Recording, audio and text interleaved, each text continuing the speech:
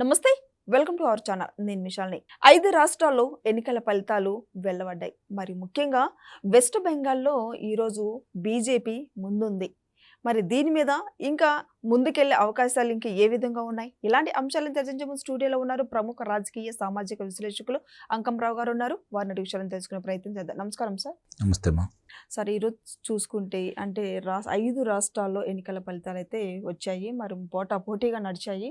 మరి ముఖ్యంగా ఇప్పుడు మనం వెస్ట్ బెంగాల్ గురించి అయితే చెప్పుకుందాం సార్. వెస్ట్ బెంగాల్‌లో ఈరోజు బీజేపీ ముందంజలో ఉంది. దీని గురించి మీరేం చెప్తారు సార్? ఇది బీజేపీకి ఉన్నటువంటి పోల్ మేనేజ్మెంటు, ఆర్ఎస్ఎస్ ఆ నాయకుల సమిష్టి కృషి, తనకి స్థానం లేని చోట, ఒక్క స్థానంగా లేని చోట నుంచి ఈరోజు వాళ్ళ అధికారాన్ని 3 పర్యాయాలు గెలిచినటువంటి తృణమూల కాంగ్రెస్ను కాదని 1977 తర్వాత అటు కాంగ్రెస్ కానీ ఇటు భారతీయ జనతా పార్టీ కానీ కాంగ్రెస్ సాధించలేనిది ఈరోజు భారతీయ జనతా పార్టీ సాధించింది. ఈ విషయంలో నిస్సందేహంగా ఇప్పుడున్నటువంటి భారతీయ జనతా పార్టీకి సంబంధించి ముఖ్యంగా ప్రధానమంత్రి మోడీ గారు అలాగే అమిత్ షా ద్వయాన్ని అభినందించాలి. అందుట్లో అనుమానమేం లేదు. వాళ్ళు పశ్చిమ బెంగాల్నే ఎందుకు టార్గెట్ చేసుకున్నారు? పశ్చిమ బెంగాల్లో ఎందుకు తృణమూల కాంగ్రెస్ ఈరోజు ఓడిపోయింది అంటే, ప్రతిపక్షం అనేది లేకుండా చేద్దామనే ఆలోచనలో అధికారంలో వచ్చిన వాళ్ళు రాష్ట్ర అభివృద్ధి గురించి కాకుండా ప్రతిపక్షాల మీద దృష్టి పెడితే ఫలితాలు ఎలా ఉంటాయో ఇప్పుడు అక్కడ కూడా కనపడింది. గతంలో కొన్ని రాష్ట్రాల్లో కనపడింది, ఇప్పుడు అక్కడ కూడా కనపడింది. ఎందుకంటే అసలు చోటే లేని భారతీయ జనతా పార్టీ ఈరోజు అధికారం వచ్చింది. అధికారం వచ్చే దిశ ఉంది, అధికారం వచ్చింది. వాళ్ళు అధికారంలోకి వచ్చారు అంటే అక్కడ వాళ్ళు చేసిన తప్పుల వల్లే అనేది అయితే నేను నిస్సందేహంగా చెప్పగలను.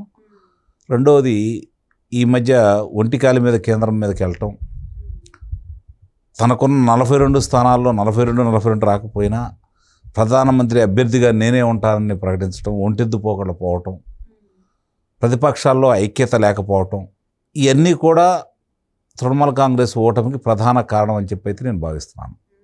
రెండవది, బంగ్లాదేశీలకి పెద్దపీట వేయటం, హిందువుల్ని దూరం చేసుకోవటం, అది కూడా ఓటమికి ఒక ప్రధాన కారణం అని చెప్పి అయితే నేను భావిస్తున్నాను. రెండవది, ధిక్కార ధోరణిని రాజకీయాల్లో ఎప్పుడు ప్రదర్శించాలి అంటే, రాష్ట్రాన్ని ఇబ్బంది పెడితేనో పార్టీని ఇబ్బంది పెడితేనో ధిక్కార ధోరణి ప్రదర్శించాలి. కానీ ఇక్కడ మిగిలిన అన్ని విషయాల్లో కూడా అది పనిచేస్తుందని అయితే నేనైతే భావించను.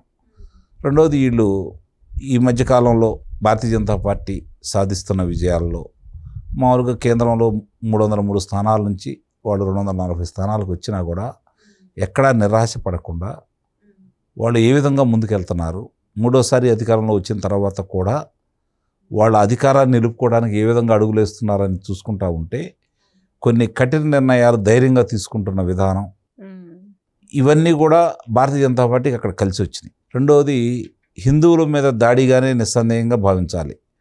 బంగ్లాదేశీలకి అన్ని అవకాశాలు కలగజేయటం తృణమూల కాంగ్రెస్, వీళ్ళందరూ కూడా ఏకమై కాంగ్రెస్ వల్ల కాదు, కమ్యూనిస్టు వల్ల కాదు, తృణమూల కాంగ్రెస్ను ఓడించటం నిస్సందేహంగా భారతీయ జనతా పార్టీ వల్లే అవుతుంది అని చెప్పని ఓటర్లు భావించే విధంగా, వాళ్ళని ప్రభావితం చేసే విధంగా వీళ్ళు పనిచేయటం కూడా ఈరోజు ఈ విజయానికి కారణం అని చెప్పి నేను భావిస్తున్నాను. ఎక్కడ కూడా వాళ్ళు పోల్ మేనేజ్మెంట్ ఎంత గొప్పగా ఉంటుంది అనేది మరోసారి వాళ్ళైతే నిరూపించుకున్నారు. ఇది నాకు తెలిసినంత వరకు భారతీయ రాజకీయాల్లో పెను మార్పులకి సంకేతం అయిద్దని అయితే నేను భావిస్తున్నాను. పశ్చిమ బెంగాల్లో భారతీయ జనతా పార్టీ గెలవటం, భారతీయ జనతా పార్టీ గెలిచిందని భావించాల్సిన దానికంటే కూడా రాజకీయ ముఖ చిత్రాన్ని మార్చే గెలుపుగా భారతీయ జనతా పార్టీ ఆ దిశగా ముందుకు తీసుకెళ్ళిద్దని అయితే నేను భావిస్తున్నాను. ఇక్కడ సహజంగానే ఏ పార్టీ అయినా ఓడిపోవటం గెలవటం అనేది సర్వసాధారణం. అది శాశ్వతంగా ఒకళ్ళే అధికారంలో ఉన్న దాఖలాలు మనకు ఎక్కడ కనపడట్లేదు. కానీ ఇందాక నేను చెప్పినట్లు అసలు ప్రవేశం లేని చోట ఈరోజు అక్కడ జెండా ఎగరేయడం అనేది మాత్రం భారతీయ జనతా పార్టీని చూసి ఇప్పుడున్న రాజకీయ పార్టీలు ఒకసారి ఆలోచించుకోవాలి. రెండోది ఏంటంటే, ప్రాంతీయ పార్టీలు కూడా దీన్ని నిశ్చితంగా గమనించాలి. ఈ ఓటమికి ప్రధాన కారణాలు ఏంటి, అధికారంలో ఉన్న మనం ఏ తప్పులు చేయకూడదు అనేది ఒకసారి వాళ్ళు కూడా సరి చేసుకుంటూ ఉంటే, ఇప్పుడు ప్రాంతీయ పార్టీలకి ఒక రకంగా హెచ్చరిక అని చెప్పి అయితే నేనైతే భావిస్తున్నాను. మరి ఇప్పుడు తమిళనాడులో కూడా టీవీకే విజయ్ ముందంజలో ఉన్నారు. ఆల్రెడీ సంబరాలు కూడా చేసుకుంటున్నారు. ఈరోజు ఇంకా త్రిష పుట్టినరోజు అని చెప్పి ప్రజలందరూ కూడా అనుకున్న వార్త ఇది. మరి ఏమంటారు దీని గురించి? అంటే విజయ్ 2 సంవత్సరాల పార్టీ పెట్టి 2 ఇయర్స్‌కి సీఎం అవ్వడం ఇది చాలా స్థాయి, రికార్డు స్థాయి అని అంటున్నారు. మరి ఏమంటారు దీని వెనక రికార్డు కారణం? స్థాయి అంటే అన్నా నందమూరి తారక రామారావు గారు. దాన్ని ఎవరు బీట్ చేయలేరు, దాన్ని ఎవరు చెరిపేయలేరు కూడా. ఎందుకంటే ఆ రోజుల్లోనే 43% ఓట్లతోటి ఆయన 201 స్థానాలు వచ్చినాయి. పార్టీ పెట్టిన 9 నెలల్లోనే అధికారంలోకి వచ్చారు. దాన్ని కూడా ఎవరు అధిగమించలేరు. అది అన్నా నందమూరి తారక రామారావు గారికి సొంతం. కాబట్టి ఇక్కడ గమనించుకోవాల్సింది ఏంటంటే ఎంజి రామచంద్రన్ గారు, అన్నా నందమూరి తారక రామారావు గారు తర్వాత ఎంజి రామచంద్రన్ గారేమో అన్నా డిఎంకే, నందమూరి తారక రామారావు గారేమో తెలుగుదేశం పార్టీని స్థాపించి వాళ్ళు చిత్ర కథానాయకులు ఉండి తిరుగులేని విధంగా చిత్ర పరిశ్రమ రారాజుల్లా వాళ్ళు ఏలుతున్న వ్యక్తులు కాదని రాజకీయ పార్టీ పెట్టి ప్రజల కోసం వాళ్ళు చేసినటువంటి మంచి పనులే వాళ్ళని శాశ్వతంగా ఈరోజు ప్రజల మనసులో నిలిపినాయి అయితే నేను భావిస్తున్నా. వీళ్ళిద్దరూ సాధించిన తర్వాత కొంతమంది ప్రయత్నం చేసి విఫలమయ్యారు. అదే తమిళనాడులో చూసుకుంటూ ఉంటే శివాజీ గణేశన్ గారు, అలాగే కమల్ హాసన్ గారు, తెలుగులో చూసుకుంటూ ఉంటే అంటే మన ఆంధ్ర రాష్ట్రంలో చూసుకుంటూ ఉంటే తెలుగు వాళ్ళుగా చూసుకుంటూ ఉంటే చిరంజీవి గారు, పవన్ కళ్యాణ్ గారు. వాళ్ళు సాధించలేనిది ఈరోజు తమిళనాడులో తిరిగి విజయ్ సాధించాడు. ఇది నిస్సందేహంగా గొప్ప విషయంగానే మనం భావించాలి. అందుట్లో ఎందుకంటే 2 ఉద్దండులైన పార్టీ డిఎంకే, అన్నా డిఎంకే వాళ్ళిద్దరిలోనే పంచుకుంటారనే దాంట్లోంచి కాదు, సరైన ప్రత్యామ్నాయం సరైన దిశగా గనక ప్రజల్ని చైతన్యపరిచే విధంగా ముందుకు తీసుకెళ్ళగలిగితే విజయం దక్కుతుంది అని చెప్పని ఈరోజు విజయ్ అయితే నిరూపించాడు. ఏదేమైనా అతనికి ముళ్ళ కిరీటమేది, అందుట్లో అనుమానమే లేదు. అతను రాజకీయంగా రేపు వేయబోయే అడుగులను బట్టి అతని రాజకీయ భవిష్యత్తు ఏంటనేది, ఆ పార్టీ భవిష్యత్తుని ఆలోచించుకోవాలి.